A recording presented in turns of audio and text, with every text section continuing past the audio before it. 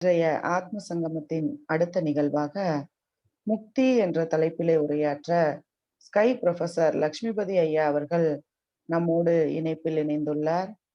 சிந்தனைக்கு முன்பாக அவரை பற்றிய ஒரு சிறு அறிமுகம் செய்ய விளைகிறேன். ஐயா அவர்கள் முன்னாள் ஐடிஐ அலுவலர், ஸ்மார்ட் பிஆர்ஓவாகவும் பணியாற்றி வருகிறார். கடந்த 1993ஆம் ஆண்டு மனவளக்கலையில் இணைந்து 26 வருடங்களாக அருட்தொண்டாற்றி வருகிறார். ராமமூர்த்தி நகர் ஸ்கை சென்டரில் அருட்சேவை செய்து வருகிறார்.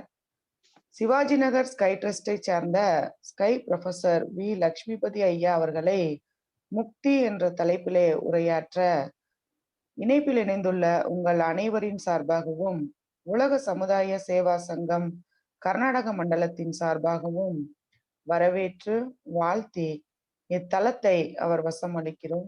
வாழ்க வளமுடன். வாழ்க வையகம், வாழ்க வையகம், வாழ்க வளமுடன். குருவே துணை. நடமாடும் தெய்வங்களான ஆன்மீக இருபால் அன்பர்கள் அனைவருக்கும் வணக்கம். வாழ்க வளமுடன். இன்றைய ஆத்ம சங்கமா நிகழ்ச்சியில் உரையாற்ற வாய்ப்பளித்த கர்நாடக மாநில WCSC தலைவர் டாக்டர் தனபதி அவர்களுக்கும், ஸ்மார்ட் துணைத் தலைவர் டாக்டர் விஜயா தனபதி அவர்களுக்கும் என் வணக்கத்தையும் வாழ்த்துக்களையும் தெரிவித்துக் கொள்கிறேன். வாழ்க வளமுடன். அன்பர்களே, என் பெற்றோரையும் அருட்தந்தை வேதாத்திரி மகரிஷி அவர்களையும் வணங்கி முக்தி என்ற சிந்தனையை தொடங்குகிறேன். நீடித்த அமைதியும் இன்பமும் பெறுவதே முக்தி அல்லது மோட்சம் எனப்படுகிறது. சிந்தையின் ஞானமே செயலின் சத்தியத்திற்கான ஆதாரம். ஞானமின்றி செயலில் சத்தியம் நிலைப்பது கடினம். செயலில் சத்தியம் நிலைக்கவில்லை என்றால் நீடித்த அமைதியும் இன்பமும் அமைய வாய்ப்பில்லை. எனவே ஞானமே மோட்சத்தின் திறவுகோல்.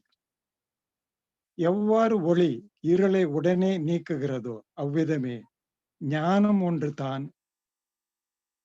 அறியாமையை நீக்க முடியும்.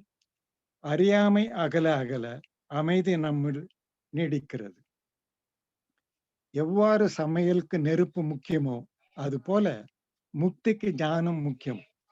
ஞானம் இல்லாமல் நீடித்த அமைதி கிட்டாது. ஞானம் பிறந்த நாடு நம் நாடு. ஆனால் அந்த ஞானம் எல்லோருக்கும் போய் சேராமல் ஞானத்தை மறைத்ததும் நம் பாரத நாடு. பல ஆயிரம் மைல்களுக்கு அப்பால் ஐரோப்பாவில் 300 ஆண்டுகளுக்கு முன்பு பிறந்த ஞானம் பட்டி தொட்டியெல்லாம் பரவி உள்ளது. டிவி, ரிமோட், செல்போன், கால்குலேட்டர் என்று விஞ்ஞானம் படைத்த பொருள்களை ஒவ்வொரு குடிசையிலும் நாம் பார்க்கிறோம். ஆனால் 10,000 ஆண்டுகளுக்கு முன் நம் நாட்டில் பிறந்த மெய்ஞானம் இன்னும் நமது இல்லங்களுக்கு வரவில்லை. இதற்கு காரணம் என்ன? சிறிது சிந்தித்தால் காரணம் புரியும். விஞ்ஞானத்தை எல்லோரும் படிக்கலாம், இவர்கள் மட்டும் படிக்கலாம், அவர்கள் படிக்கக்கூடாது என்று தடைப்படுத்தப்படவில்லை. ஆகவே விஞ்ஞானம் விரிந்து விரிந்து எல்லா நாடுகளிலும் பரவிவிட்டது. உண்மையை உணரும் உரிமை எல்லோருக்கும் உண்டு என்பதை உணராது சரிபாதி பெண்களுக்கு ஞானம் கூடாதென்றோம், மீதி பாதியில் எல்லோருக்கும் கூடாதென்றோம். ஆகையால் ஞானம் பரவவில்லை, மாறாக பதுங்கிவிட்டது அல்லது பதுக்கப்பட்டது. ஞானத்திலிருந்து பெண்மையை ஒதுக்குவது முறையல்ல என்பதை உணர்ந்த மகான் வியாசர் ஞானத்தை தொடக்கூடாது என்று யார் யாரையெல்லாம் அன்றைய சமுதாயம் ஒதுக்கியதோ அவர்களும் ஞானத்தை தொடலாம், முக்தி பெறலாம் என்பதை வலியுறுத்தினார். மேலும் ஞானம் எல்லோருக்கும் பொதுவானது என்னும் அவரது கருத்தை பெண்பாலர், வைசியர், சூத்திரர் ஆகியவர் என்னை சார்ந்திருந்து நிச்சயமாக பரகதி அல்லது முக்தியை அடைகின்றனர் என்பதை சாட்சாத் கிருஷ்ண பரமாத்மாவே கூறுவதாக அமைத்து ஒரு புரட்சிகரமான கருத்தை பகவத்கீதையின் மூலமாக உணர்த்திய பெருமை வியாசரை சாரும். அன்பர்களே, ஒரே தெய்வம், ஆனால் 1000 பெயர்கள் என்பது ஞானத்தின் உச்சம். மறைவாக மாந்தருள்ளே அறிவாக உள்ளதும் தெய்வம். சுத்தவெளித்தான் மரமாகியது, பாம்பாகியது, விலங்காகியது, மனிதனாகியது என்பதை தன்னை முழுமுதற் பொருளோடு ஐக்கியப்படுத்தி அந்த முழுமுதற் பொருளேயான இறைவெளியின் தன்மாற்ற சரித்திரத்தை தனது சரித்திரமாக உணர்ந்த நிலையில் மாணிக்க வாசகர் புல்லாய், பூண்டாய், புழுவாய், மரமாகி, பல் விருகமாகி, பறவையாய், பாம்பாகி, கல்லாய், மனிதராய், பேயாய், கணங்களாய், வல் அசுரராகி, முனிவராய், தேவராய், செல்லா அந்நின்ற இத்தாவர சங்கமத்துள் எல்லா பிறப்பும் பிறந்திழைத்தேன் என பாடியுள்ளார். ஒரு ஜீவன் பிறப்பதற்கு காரணமாக அமைவது உயிருள்ள ஆண் பெண் இருவரின் சேர்க்கையே. எங்கோ இறந்து பிணமானவன் எந்த ஒரு ஜீவனின் பிறப்பிற்கும் காரணமாக அமைய முடியாது. எரிகின்ற விளக்குத்தான் இன்னொரு விளக்கை ஏற்ற முடியும். உடலுக்குத்தான் அழிவு, ஆத்மாவிற்கு அழிவில்லை. அது நிரந்தரமானது. தனக்குள்ளே இறங்குவதே தவம். தன்னை தனக்கு அறிமுகப்படுத்துவதே அகத்தாய்வு. அகத்தாய்வு நல்லதை நல்ல முறையில் இயற்றும் ஆக்கத்தை தரவல்லது. அகத்தவம் உள்ளதை உள்ளபடி உணரும் பக்குவத்தை தரவல்லது. மனம் தவத்தில் தோய்ந்து இறைவனோடு ஒன்றுவதே ஞானம். அன்பர்களே, மனிதனை மண்ணாக்குவது தன்முனைப்புத்தான். ஆணவமே அழிவுக்கு அச்சாரம். அறியாமையின் அடையாளமும் அதுதான்.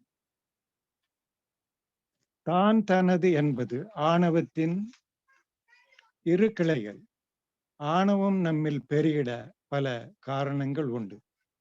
தான் சார்ந்த மதமும் ஜாதியுமே உயர்வு என்ற எண்ணம், தான் சேர்த்த அளவிற்கு அதிகமான செல்வம், தான் அடைந்த பதவியில் கிடைத்த பட்டங்களால் ஆணவம் பெருகவே செய்வதால் இவை அனைத்தும் வரும் பொழுது விளைவறிந்த விழிப்பு நிலையில் செயலாற்ற வேண்டும். ஆணவம் சற்றும் பெருகாது செயலாற்றுகின்ற மனப்பக்குவத்தை தருகின்ற பயிற்சி தான் தவமும் தற்சோதனையும் இணைந்த மன வளக்கலை. பிறப்பிற்கும் இறப்பிற்கும் இடைப்பட்ட காலம் நாம் வாழுகின்ற காலமாகும். இதே வாழ்க்கை. சரி, வாழ்க்கை என்பது இறைவனுக்காக வாழ்வதா, தான் சார்ந்த சமுதாயத்திற்காக வாழ்வதா, அல்லது தனக்காக வாழ்வதா? வாழ்க்கையின் நோக்கம் என்ன? ஆதிசங்கரர் வாழ்க்கையை நமக்கு அளிக்கப்பட்ட தண்டனையாக கருதினார். அதாவது எத்தனை முறை பிறப்பது, எத்தனை முறைதான் இறப்பது என்று சலிப்படைந்தார். மேலும் இந்த வாழ்க்கையை முடித்து கொண்டு உனதடி சேர கிருபையும் கருணையும் வேண்டும் என்று இறைவனை வேண்டினார். புனரபி ஜனனம், புனரபி மரணம், புனரபி ஜனனம் ஜனனம் சயனி, இக சம்சாரே பகிதுஸ்தாரே, கிருபாய பாரே பாகி முராரே என்ற பஜகோவிந்தம் பாடலை நாம் அறிவோம். ஆனால் வாழ்க்கையை பற்றிய சங்கரரின் பார்வையிலிருந்து சற்று வித்தியாசப்படுகிறார் ஆண்டாள். 7 பிறவிகளில் வாழத் தயார். ஆனால் யாருக்காக வாழ்வது? உனக்காகவே வாழ்வேன், எனக்காக அல்ல என்பதே ஆண்டாள் அருளிய வாக்கு. எற்றைக்கும் 7 பிறவிக்கும் உந்தனோடு உற்றோமே யாவோம், உமைக்கே நாம் ஆட்செய்வோம், மற்றை நம் காமங்கள் மாற்றேலோரம்பாய் என பாடியுள்ளார். வாழ்க்கையை வாழ்வதற்கே ஆனால் இறைவனுக்காகவே என்ற கோட்பாட்டை ஆண்டாளிடம் காண்கிறோம். ஆண்டாளிடமிருந்து வேறுபடுகிறார் வள்ளலார். இறைவனை வள்ளலார் வேண்டும் போது, அப்பா, நான் வேண்டுதல் கேட்டருள் புரிதல் வேண்டும், ஆருயிர்க்கெல்லாம் நான் அன்பு செயல் வேண்டும் என்கிறார். ஆருயிர்க்கும் அன்பு செய்வதே என்னுடைய வாழ்வின் நோக்கமாக அமைய வேண்டும் என்ற மனோதிடத்தையும் தெளிவையும் அவரிடம் நாம் காண்கிறோம். சுயநலம் இல்லாமல் பிறருக்காக வாழ வேண்டும் என்பது அவர் கருத்து. சிந்தையும் செயலும் சேர்ந்ததே மனிதன் என்பார்கள். சிந்தைக்கு வேண்டியது இறைநிலை பற்றிய தெளிவு, செயலுக்கு வேண்டியது மனித குலத்தை நோக்கிய அன்பும் கருணையும் ஆகும். இதை வலியுறுத்தும் பொருட்டே வள்ளலாரின் தாரக மந்திரம் அமைந்துள்ளது. அருட்பெரும் ஜோதி தனிப்பெரும் கருணை. சிந்தைக்கு வேண்டியது அருட்பெரும் ஜோதி, செயலுக்கு வேண்டியது தனிப்பெரும் கருணை. அடுத்ததாக, சிந்தை விண்ணில் இருக்க வேண்டும், செயல் மண்ணில் இருக்க வேண்டும். விண்ணையும் மண்ணையும் இணைக்கின்ற பாலமாக மனிதன் இருக்க வேண்டும் என்பதை சுட்டிக்காட்டவே, அடா, மண்ணில் தெரியுது வானம், அது நம் வசப்படலாகாதோ என்றார் பாரதியார்.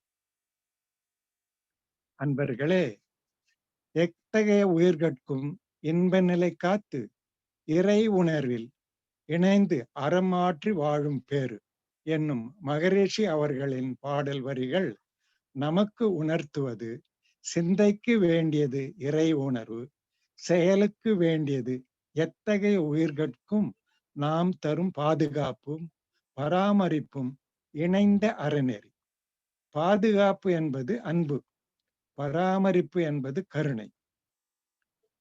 தத்துவமசி என்னும் சத்தியத்திற்கிணங்க இறைநிலையே நாமாக தன்மாற்றம் அடைந்திருப்பதால் நமது சுயரூபம் அன்பே, அன்புமயமானதே என்பதை நாம் உணர வேண்டும்.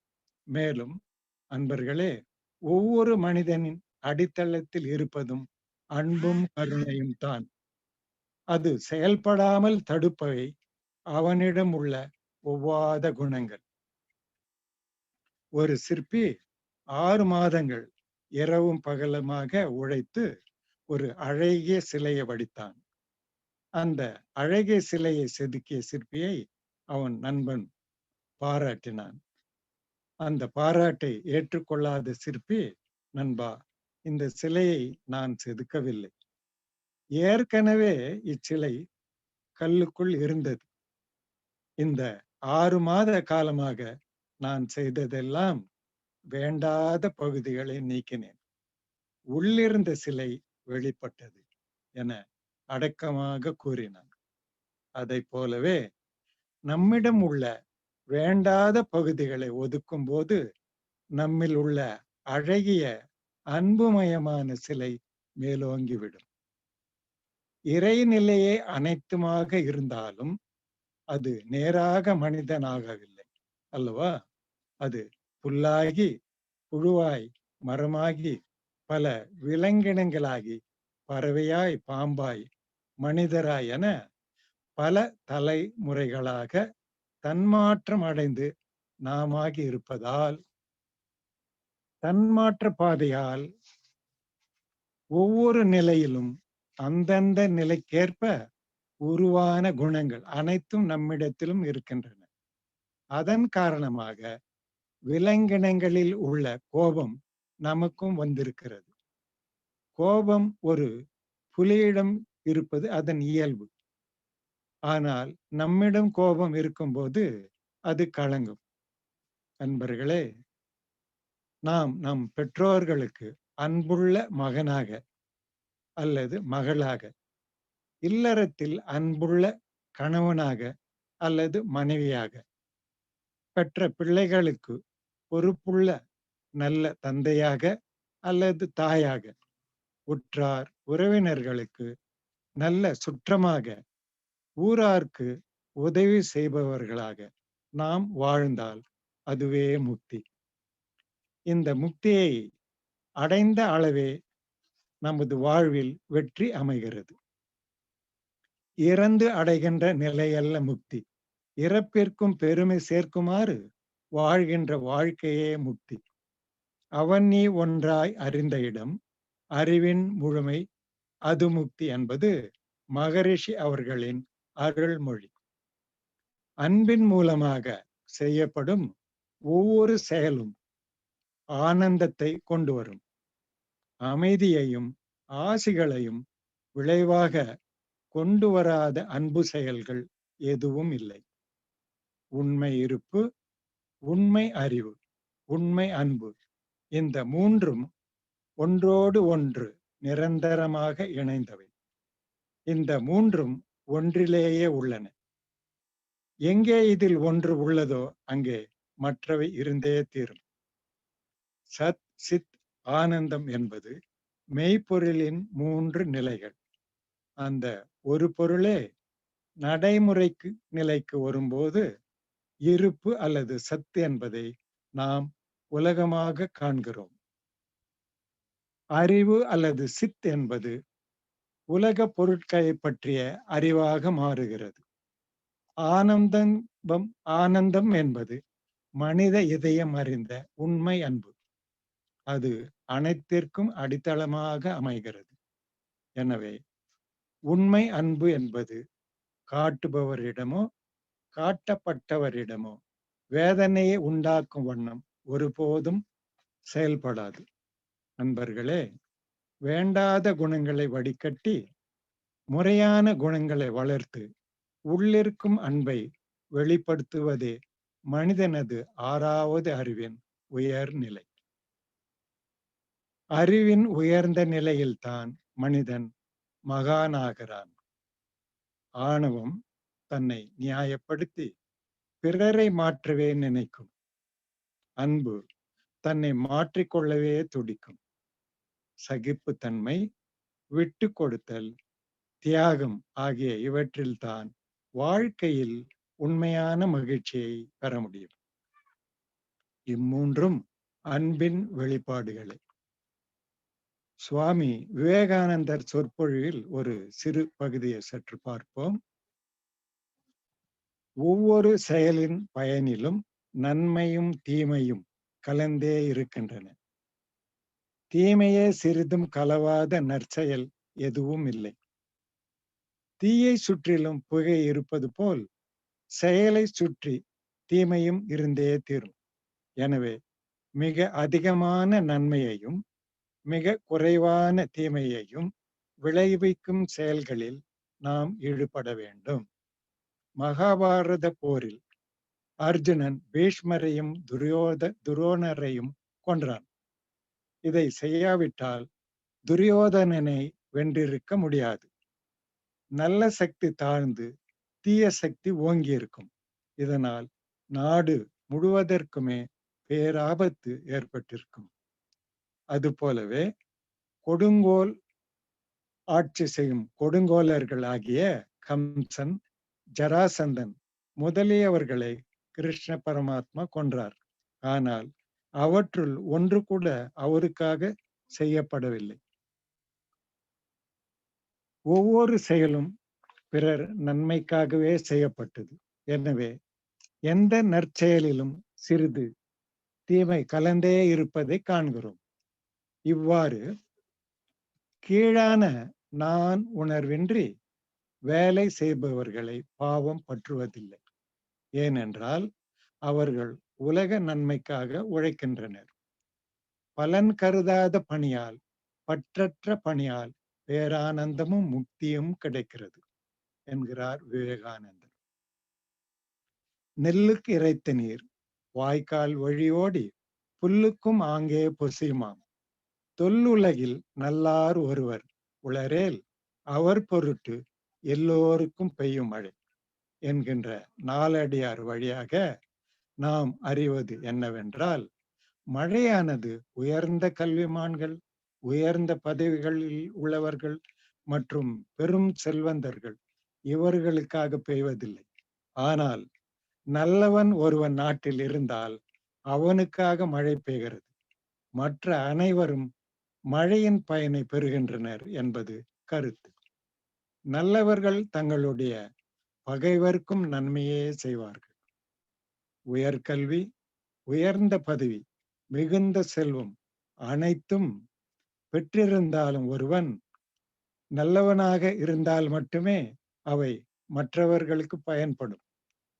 தீயவர்கள் பெற்ற உயர்கல்வி, உயர்ந்த பதவி, மிகுந்த செல்வம் இவற்றால் உலகிற்கு ஒரு பயனும் இல்லை. மேலும் அத்தகையவர்களால் உலகிற்கு தீமையே ஏற்பட வாய்ப்புள்ளது. ஆகவே நல்ல மனிதர்கள் தான் வீட்டிற்கும் நாட்டிற்கும் உலகத்திற்கும் மிக மிக முக்கியமானவர்கள். நன்மை செய்யாவிடினும் தீமை செய்யாதிரு என்பது நல்லோர் வாக்கு. பிறர் உடலுக்கோ மனதிற்கோ துன்பம் தராமல் வாழ்வது அன்பு. துன்பத்தில் உள்ளவர்களுக்கு நம்மால் இயன்ற அளவில் உதவி செய்வது கருணை. முடிவாக, இறைவனே எல்லாமாகவும் நாமாகவும் நானாகவும் உள்ளான் என்பதை தெளிவாக அறிந்து கொள்ளும் நிலையில் அறிவு முழுமை பெறுகிறது. அத்தகைய அறிவின் முழுமையே முக்தி. அவன் நீ ஒன்றாய் அறிந்த இடம், அறிவின் முழுமை அது முக்தி என்பது மகரிஷி அவர்கள் வாக்கு. மேலும் குண்டலினி தவ முறையோடு தனது யுக்தியையும் கலந்து மகரிஷி அவர்கள் உருவாக்கிய துரியாதீத தவம், அந்த துரியாதீத தவத்தில் பிரபஞ்சத்தின் விளிம்பிற்கும் அப்பால் சென்று சுத்த வெளியோடு மனம் இணைந்து நிற்பதே ஜீவ பிரம்ம ஐக்கிய முக்தி என கூறி இவ்வாய்ப்பை அளித்த உலக சமுதாய சேவா சங்க தலைவர் அவர்களுக்கும் ஆத்ம சங்கமா நிகழ்ச்சியை ஏற்படுத்தி மிக சிறப்பாக நடத்தி வரும் அனைத்து நல் உள்ளங்களுக்கும் இன்றைய நிகழ்ச்சியில் கலந்துள்ள இருபால் அன்பர்கள் அனைவருக்கும் என் அன்பான வணக்கத்தையும் நன்றியையும் புத்தாண்டு வாழ்த்துகளையும் தெரிவித்துக் கொண்டு, இந்த புத்தாண்டில் அனைவரும் உடல் நலம், நீளாயுள், நிறை செல்வம், உயர் புகழ், மெய்ஞானம் ஓங்கி வாழ்க வளமுடன் வாழ்க வளமுடன் என வாழ்த்தி என் உரையை நிறைவு செய்கிறேன். வாழ்க வளமுடன். அம்மா வாழ்க வளமுடன். ரம்யா அவர்களுக்கு வணக்கம். வாழ்க வளமுடன். சிறந்த இலக்கிய மேற்கோள்கள். இறுதியாக சுவாமிஜி மனவளக்கலையின் மூலம் எவ்வாறு முக்தி அடையலாம் என்று மிக எளிமையாக சிறப்பாக விளக்கினீர்கள் ஐயா. மிக்க நன்றி ஐயா. வாழ்க வளம். நன்றி பாய். நன்றிங்க. வாழ்க வளமுடன். தற்போது கேள்வி பதிலுக்கான நேரம். நண்பர்கள் தங்கள் சந்தேகங்களை கேட்கலாம். கேள்வி கேட்க விரும்புபவர்கள் ஹேண்ட் ரைஸ் பட்டனை ஆன் செய்யுங்கள். நீங்கள் கேள்விகளுக்கு தயாராவதற்கு முன்பாக இன்றைய நிகழ்ச்சி பற்றிய அறிவிப்புகள். இன்று மாலை 4:15 கன்னட மொழியில் துரியாதீத தவம், 4:45 108 முறை உலக சமாதான வாழ்த்து, 4:55 லெட்ஸ் மெடிடேட் என்ற தலைப்பிலே ஸ்கை ப்ரொஃபசர் ஸ்ரீமதி பிரம்மா ரம்பா அவர்கள் சிந்திக்க இருக்கிறார்.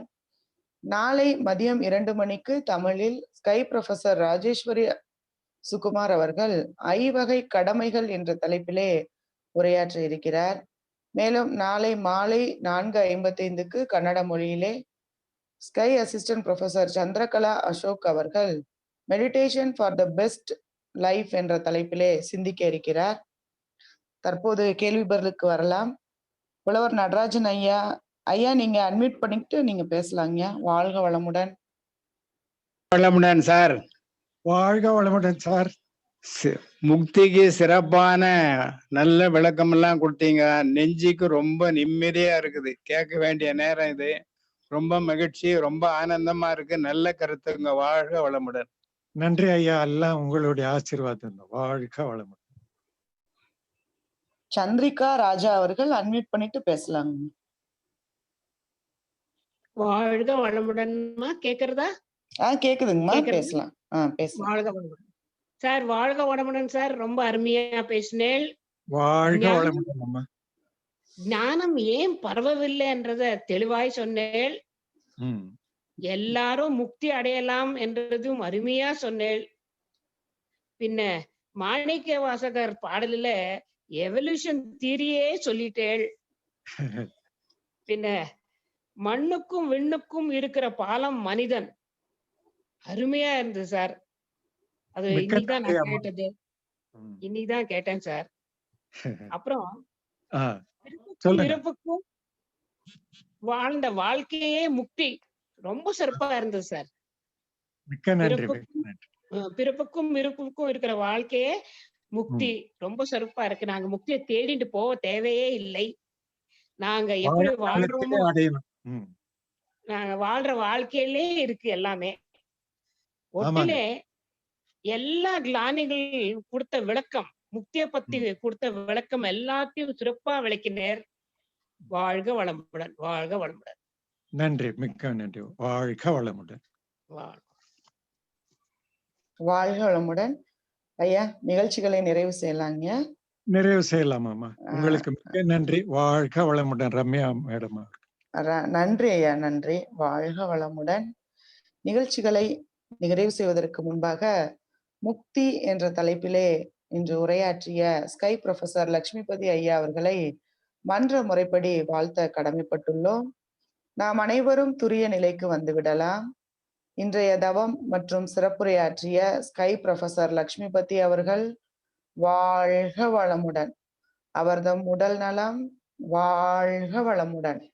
அவர்தம் அன்பு குடும்பம் வாழ்க வளமுடன். அவர்தம் ஆன்மீக தொண்டு வாழ்க வளமுடன். இன்றைய ஆத்ம சங்கம நிகழ்ச்சிக்காக இணைப்பில் இணைந்துள்ள அனைத்து மனவளக்கலை அன்பர்களும் அவர்களின் குடும்பங்களும் வாழ்க வளமுடன்.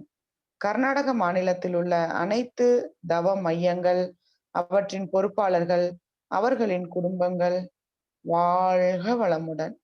இந்நிகழ்ச்சி நடைபெற உறுதுணையாக இருக்கின்ற உலக சமுதாய சேவா சங்கம் கர்நாடக மண்டலத்தின் தலைவர் அவர்கள் வாழ்க வளமுடன். உலக சமுதாய சேவா சங்கம் கர்நாடக மண்டலத்தின் ஸ்மார்ட் துணைத் தலைவர் அவர்கள் வாழ்க வளமுடன். வாழ்க வளமுடன். உங்களிடமிருந்து விடைபெறும் முன்பாக உலக நல வாழ்த்து. நாளை மீண்டும் 2 மணிக்கு இறையோடு இணையலாம் வாருங்கள்.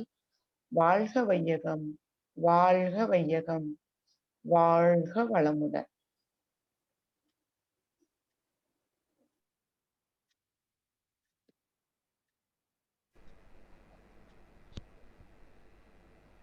உலகமெல்லாம் பருவமழை ஒத்தபடி பெய்யட்டும். உழவரெல்லாம் தானியத்தை உவப்புடனே பெருக்கட்டும். பல தொழில்கள் புரிகின்ற பாட்டாளி உயரட்டும். பகுத்துணர்வில் தொகுத்துணர்வு பண்பாட்டை உயர்த்தட்டும். கலகங்கள் போட்டி பகை கடந்தாட்சி நடக்கட்டும். கல்லாமை கடன் வறுமை களங்கங்கள் மறையட்டும். நலவாழ்வை அளிக்கும் மெய் ஞான ஒளி வீசட்டும். நம் கடமை அறவாழ்வின் நாட்டத்தே சிறக்கட்டும்.